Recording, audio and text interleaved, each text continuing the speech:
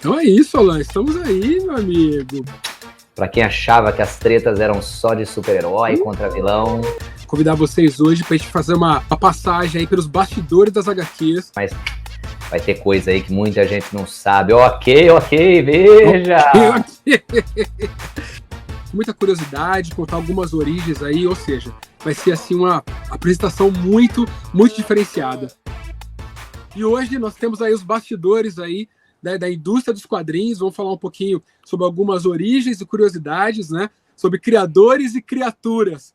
Por onde a gente começa nessa viagem por trás dos bastidores dos heróis, meus amigos? Show de bola! Nós vamos começar aí a encontrar alguns conflitos que acontecem nos bastidores dos quadrinhos. Nós temos por trás aí dos gibis, né, muitos criadores, são produtores, são desenhistas, são escritores, é gente de tudo quanto é tipo, trabalhando juntos. E às vezes em prédios, né, o prédio da DC, o prédio da Marvel, essa galera convivia muito. Teve uma época também que as duas empresas, maiores rivais de todos os tempos no campo dos quadrinhos, tinham prédios na mesma rua em Nova York. E isso, claro, gerou mote e situação para muito conflito, fosse interno das editoras, fosse externo, né? Teve pilantragem, teve gente que passou rasteira no outro, teve gente que estava dentro da lei, mas foi antiético, enfim, nós vamos falar de algumas dessas situações, né?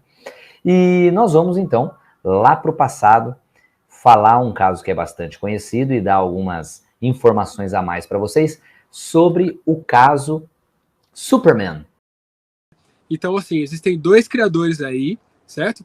Que é o Jerry Siegel, que era o escritor, e o Joe Shuster, que era o desenhista. Esses dois amigos aí, na verdade, se encontraram em 1932. E um gostava muito de escrever, o outro gostava muito de desenhar. Começaram a tentar fazer alguns projetos juntos, né? E logo depois dessa amizade, depois que eles começaram a fazer alguns testes juntos, eles já criaram uma ideia, que era um tal de Superman. Olha que legal. Eu tô falando aí em meados de 1932, só para vocês se situarem aí, tá, pessoal? Então, no começo, esse Superman, eles chamavam de o Reino do Superman. Não era bem um personagem, era mais o nome de uma história no qual um vilão, né, um cientista inescrupuloso, pegava um morador de rua e aplicava nele uma fórmula científica, um elixir, e isso dava poderes para essa pessoa, poderes mentais, na verdade. Então, esse cara que recebeu esse elixir chamava Dan. O Dan, ele conseguia ler mentes e influenciar pessoas. Mas ele usava isso daí pro mal, né? Tudo que esses poderes que ele ganhou, ele usava para poder cometer crimes e tudo mais. Era uma história de começo, meio e fim, tá? A princípio, que daí mostrava no final ele perdendo esses poderes, se arrependendo de tudo que ele fez. Essa é a primeira história, né, do Superman, o reinado do Superman. E eles tentaram vender isso em várias editoras, tentaram mostrar isso em vários jornais. Afinal, a meta deles no começo era escrever tiras, né? As tiras eram muito populares, né? Os criadores de tiras eram muito cultuados. Eles tentaram, não conseguiram, mas ao mesmo tempo que eles iam tentando, eles iam evoluindo o personagem. Olha que legal. Então eles criaram uma nova origem, né? Mudaram um pouquinho esse Superman dele. Dessa vez, nessa segunda tentativa, eles fizeram esse personagem como um herói, né, evoluíram um pouquinho, mas ele ainda ganhava, né, os dons dele vindo de um vilão, um cientista do mal, que aplicava nele um elixir, só que esse cara, em vez de ter poderes mentais, dessa vez ele tinha super força e uma pele impenetrável. Então essa nova ideia que eles desenvolveram, eles tentaram oferecer para diferentes editoras, diferentes jornais na época, né?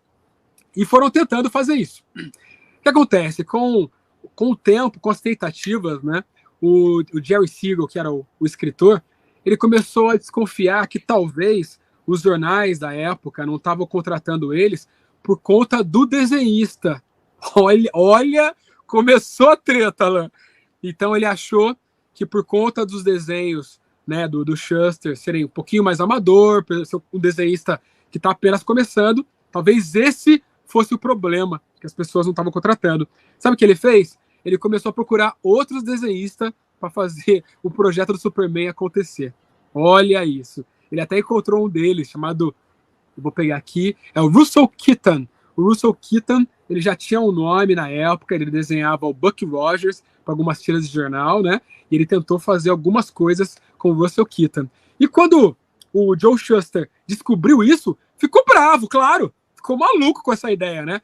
Tão bravo que ele tinha alguns rascunhos que ele queimou esses rascunhos, ficando apenas com algumas das capas, né? Todo esse material, que hoje valeria milhões, foram queimados num rompante de raiva que o desenhista Joe Shuster teve por conta da atitude do Jerry Siegel. Bom, o Russell Keaton conseguiu publicar, então, junto com o Jerry Siegel, algumas tiras, então, dessa versão do Superman, e eles conseguiram publicar durante 2 semanas. Fizeram 2 semanas de tiras, né? E aí eles evoluíram um pouquinho mais a história nessa época. Então, o que eles fizeram? Eles colocaram, olha só, vê se tem alguma semelhança para vocês, galera. Então, nessa nova evolução, o Superman deles, na verdade, ele veio de um futuro. Então, era o nosso planeta no futuro, que estava acontecendo um desastre, né? O desastre não é muito detalhado, mas é um desastre apocalíptico que ia destruir o nosso planeta. E por conta disso, um casal acaba mandando o filho deles de 3 anos, né, de volta pro passado, né, pro presente até então, para 1935, né? E aí, quando essa criança chega no presente, em 1975, essa criança é encontrada por um casal chamado Molly e Kent, né? Molly e Kent, esse casal, eles encontram essa criança e levam para um orfanato. Só que o orfanato não consegue dar conta dessa criança, porque à medida que ele vai crescendo, ele vai mostrando que ele tem super força e tem a pele impenetrável, né? Então, no fim das contas, o casal acaba adotando essa criança que não dava para ficar mais no orfanato, né? E dá o nome dele de Clark. Já tá ficando mais ou menos parecido com o que vocês conhecem? Tá chegando lá mais ou menos, né? Muito bem.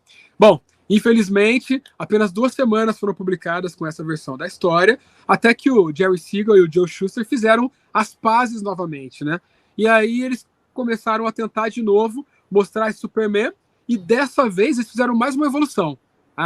E aí essa evolução já está muito mais próximo do que nós temos hoje.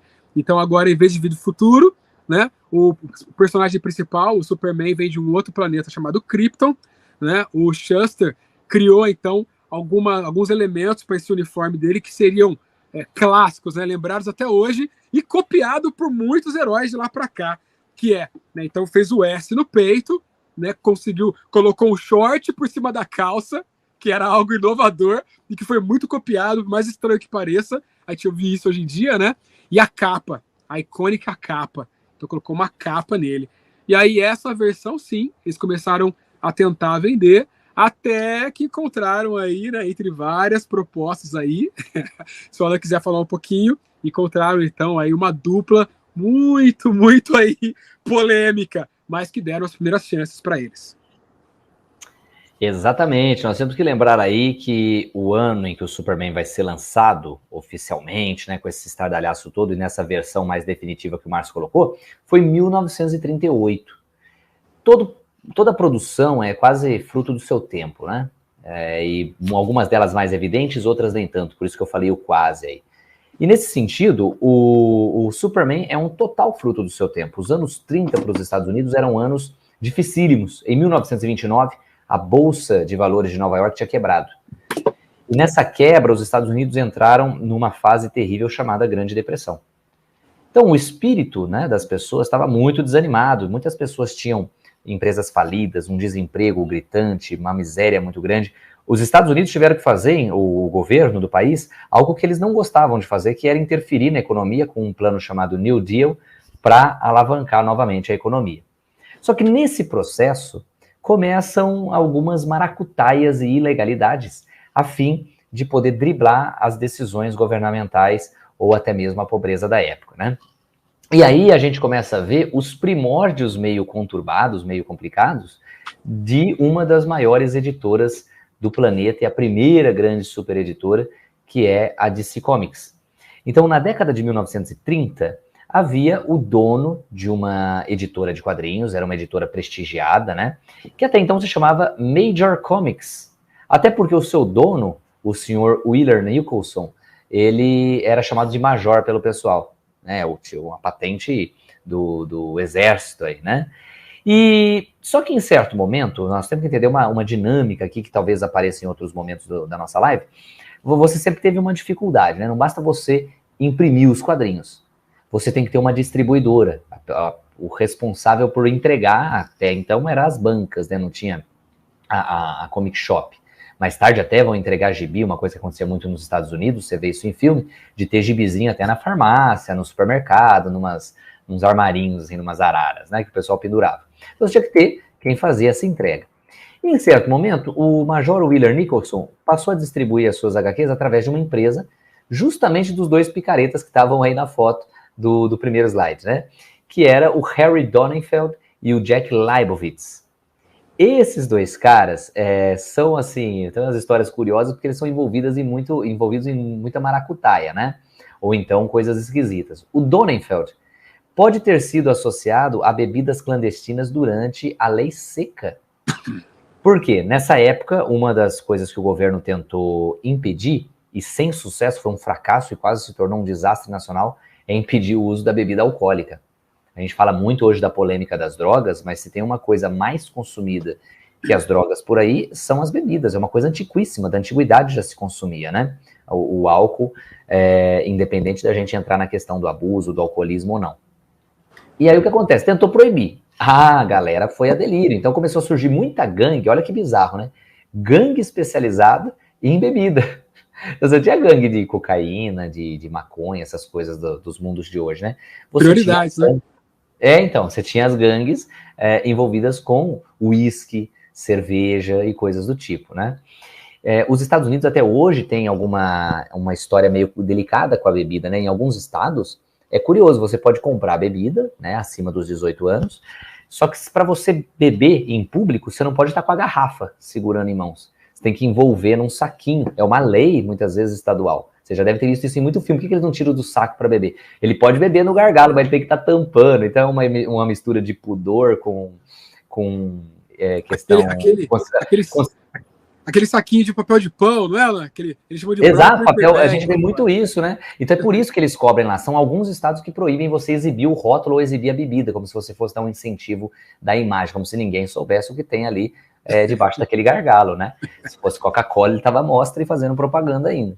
Então, aqui o que você tem? Muitos infringiram essa lei. Essa lei era chamada de Lei Seca, né?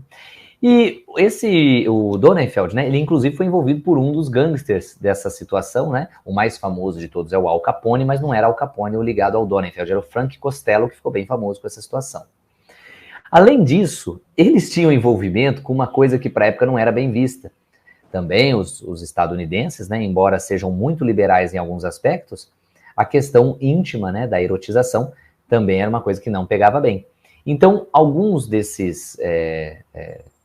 editoras produziam e vendiam em esquemas não muito claros, né, os quadrinhos picantes, que se fosse comparar com as coisas horrendas que a gente vê por aí hoje, nem era assim uma coisa muito extravagante, mas às vezes era uma moça, por exemplo, com um biquíni, o rapaz de sunga, alguma coisa insinuando, né? E mesmo assim fazia sucesso nos ramos mais clandestinos aí. Já o Leibowitz era um contador, né? Ele é um cara que fazia contabilidade, por exemplo, de empresas e coisas do tipo.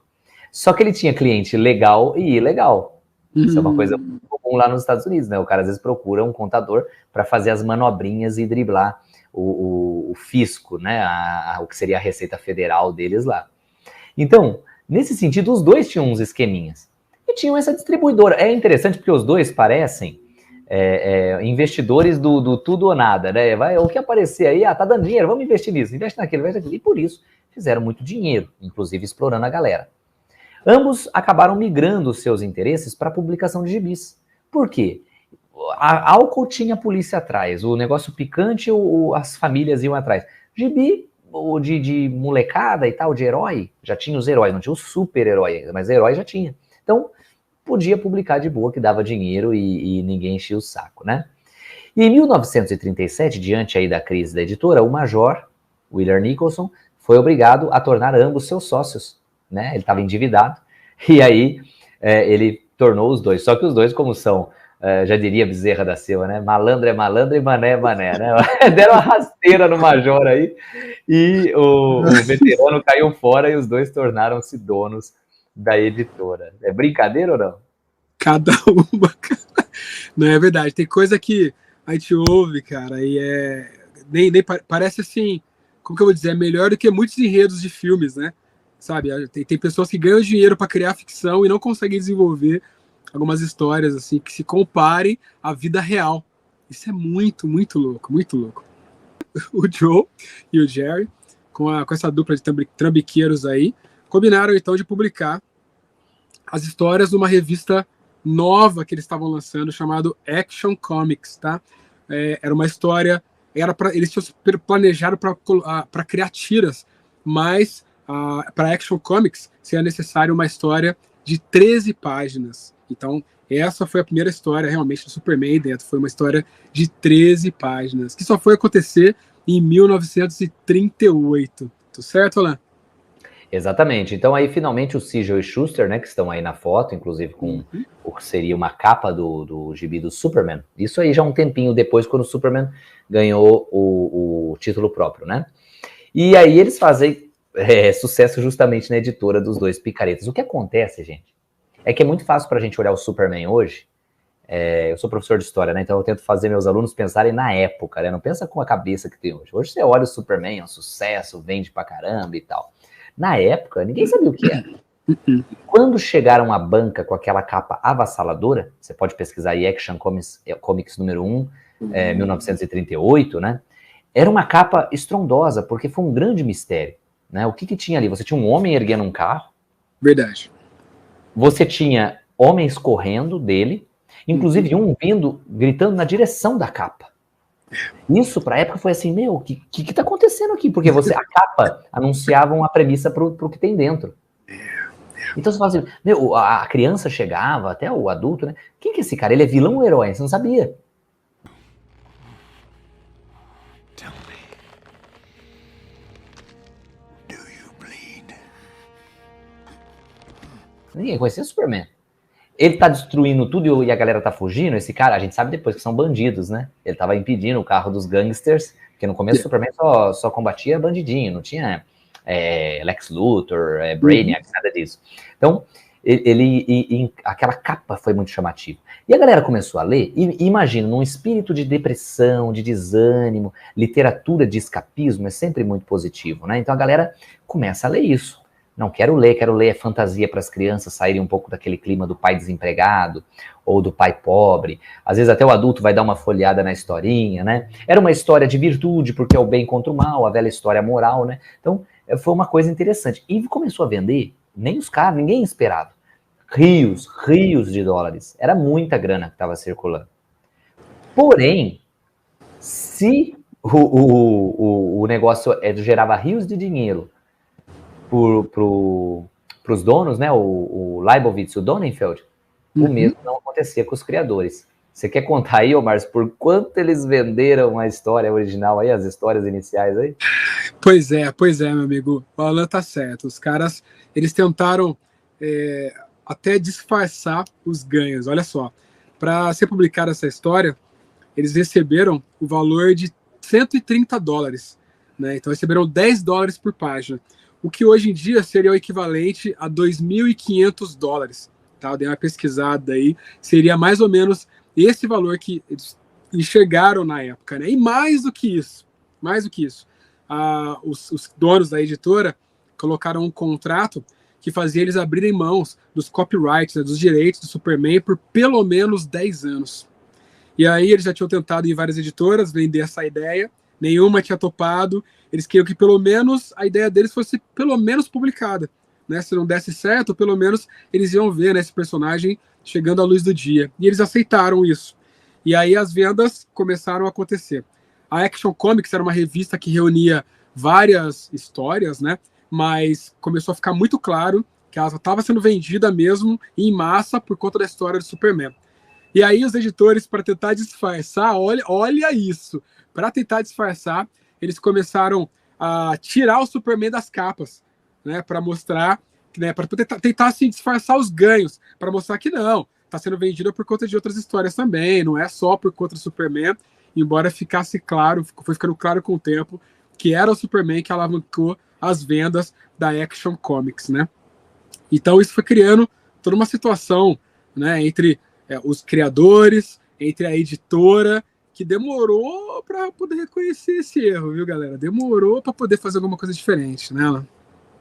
Exatamente. Inclusive, chegou o momento que eles perceberam, eles não eram bestas, né? Ela, inclusive, vinham de famílias judaicas, né? E os judeus, a gente sabe, culturalmente, tem um tino também para os negócios, né? Existe até preconceitos em relação a isso, mas o fato é que eles têm, historicamente, uma relação muito boa com vendas, com negócios, com essa situação toda. E aí foram, e aí? Vocês estão ganhando um monte de dinheiro? E a gente, nós somos os criadores. Essa briga de direito pela criação é uma coisa muito antiga. Vocês vão ver que várias das brigas envolvem isso ao longo dos nossos especiais, tá? E já começa assim, com o Superman. O primeiro super-herói já tinha essa briga. Os dois lá, os donos da empresa, falaram assim, seguinte, temos um acordo para dar para vocês. Dinheiro extra nós não vamos dar. Os caras eram duros na queda e a lei não ajudava, não tinha uma legislação sobre isso. E os Estados Unidos são muito pé da letra. O Brasil, às vezes, até concede algumas coisas baseadas nas brechas da lei. Os americanos são muito taxativos, né? Se tiver algum advogado, pode me corrigir. Mas eles, se não tiver na lei, tanto faz. Aí é decisão do Estado, do juiz, o que quer que seja. Então não tinha uma legislação sobre isso. Então os caras falaram, olha, para vocês não ficarem na mão, a gente dá um contrato de 10 anos para vocês. Então vocês ficam 10 anos garantidos na empresa. Só que, gente, qualquer um que trabalha num lugar aí sabe, 10 anos pode ser 10 anos de muita alegria numa empresa, mas pode ser 10 anos do inferno numa empresa. Né? E assim, o inferno, para eles estavam fazendo o que queriam, né? Escrever, desenhar, show de bola, mas existe o inferno profissional, né? O fato de esses caras estarem vendo toda hora o cara passando a perna neles, né? Então, no meio disso tudo, no meio desse conflito, eles aceitaram, porque eles viram que era o melhor que podiam fazer, e era um emprego. Eles tinham que pagar a conta de casa, tinham que bancar sua família e tudo mais. Então tá bom, vamos aceitar, 10 anos é melhor do que nada. Só que na década de 40, os Estados Unidos entram na Segunda Guerra Mundial, em 1942, né, depois que o Japão ataca a base naval de Pearl Harbor. E o Sigel, assim como outros caras que a gente vai ver nos especiais, foi convocado para o serviço militar. Já o Shuster teve um problema na visão. Então ambos ficaram afastados das histórias do Homem de Aço. E se você acha que esses dois já tinham passado algum problema, agora vem mais sacanagem ainda. Exatamente, mais sacanagem. Olha só, acontece que enquanto eles estavam afastados, né, a DC Comics continuou publicando o personagem. Mais do que isso, ele começou a publicar, né, com outras pessoas produzindo o personagem. Então colocou outro escritor, outro desenhista, e foram ainda além. Eles criaram um personagem novo, inspirado aí, né, totalmente para aproveitar essa fama do Superman. Eles criaram o Superboy. Então tinha a mesma roupa, as mesmas cores, era uma versão aí do Superman com histórias dele mais jovem, às vezes história dele no futuro e tudo mais, que não tinham sido contadas antes, enfim. Começaram a lucrar ainda mais com esse novo personagem, esse Superboy que eles criaram aí, né, tirando as ideias desses artistas originais. E aí, quando esses artistas começaram a prestar atenção, né, quando voltou da guerra, quando começaram a conversar entre eles e começaram a perceber que isso aconteceu, claro que eles ficaram, né, muito nervosos, muito bravos, né, da DC Comics na época, tá fazendo isso com esse personagem deles. E aí começaram a tentar atrás de um processo, né, foram tentar correr atrás dos direitos deles para isso não ficar desse jeito, né. E essa briga começou a ficar muito popular na época. Afinal, o Superman ele já era um personagem muito popular, já era um personagem que estava inspirando outros personagens, né? Já haviam algumas cópias sendo planejadas, né?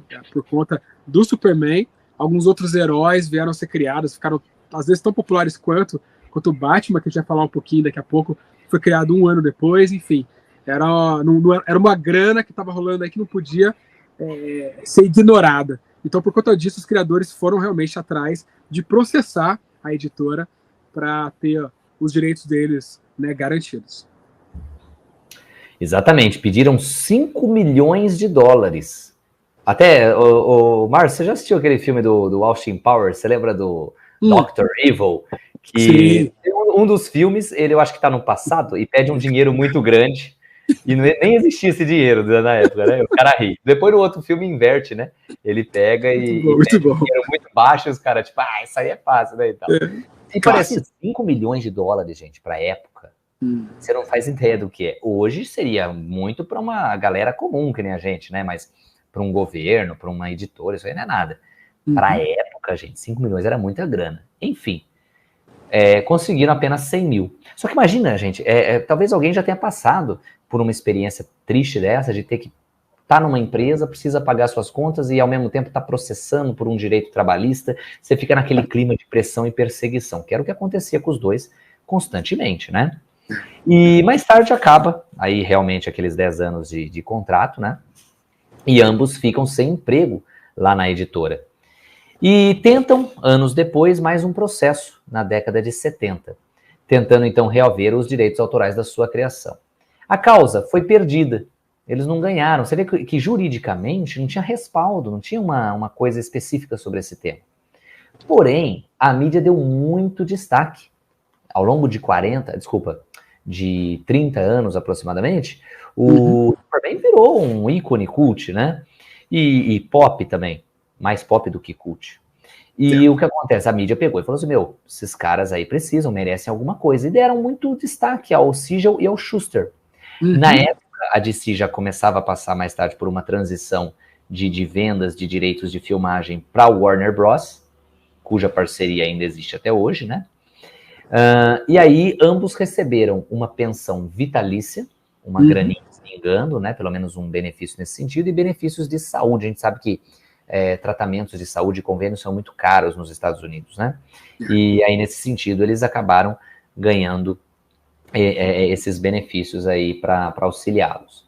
E aí, finalmente, tiveram um momento de glória, o seu nome finalmente reconhecido, justamente na grande produção que transformou o mundo na época, né? O pessoal ficou empolgadíssimo de ver finalmente um homem voando e carregando um helicóptero em cena, uma coisa emocionante lá para aquela época, nos anos 70. Superman, no filme, estreia com aquela belíssima música, né? Uma produção incrível, o roteiro do Mário Puzo, uma trilha sonora marcante, né? Até hoje a melhor música já feita para o Superman, e no meio daqueles letreiros em neon, uma coisa maravilhosa, os nomes Jerry Siegel e Joe Shuster, os criadores do Superman. Custou, mas eles conseguiram, né? Assim, tiveram realmente que ir atrás, tiveram assim que brigar pelos direitos deles, de um personagem que foi realmente revolucionário. Revolucionário. Eles tiveram muitas boas ideias. Às vezes as pessoas talvez imaginem, né, Alan, que foi uma questão de sorte e tal, mas você acompanhando a trajetória deles, você percebe que eles mudaram o personagem através dos anos, eles foram acrescentando ideias, foram evoluindo essa ideia, trabalharam muito até conseguir chegar nisso que a gente conhece hoje, né? Então foi um sucesso merecido que eles tiveram, apesar de ter apanhado bastante, né? Mas ainda foram reconhecidos. Ô, galera, deixa eu só fazer um comentário legal. Para quem quiser se aprofundar nessas histórias, porque lá no final, na última parte dos nossos especiais, mais para frente, eu vou indicar a bibliografia para vocês, aí livros interessantes sobre esses temas, tá? Mas quem quiser se aprofundar na história do Superman, tem um livro chamado Superman, a biografia não autorizada. Tinha na loja, você ainda tem? À venda isso aí ou não? Eu tenho, ainda tenho. Legal, então quem quiser pode procurar, que é um livro muito bacana.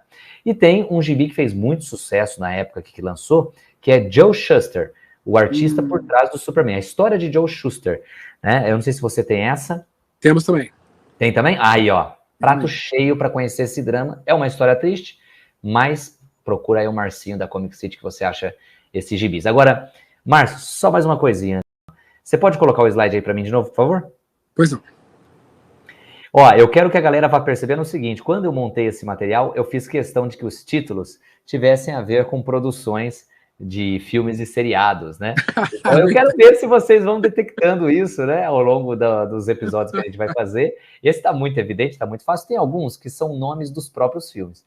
Mas vamos ver se alguém se lembra a que seriado está fazendo referência a esse título aí.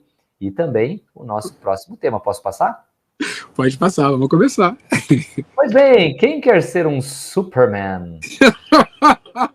Só esse título. Eu lembro de um filme bem famoso com um título parecido. Um bom Quem filme, quer por ser sinal. o Superman? Maravilhoso, maravilhoso.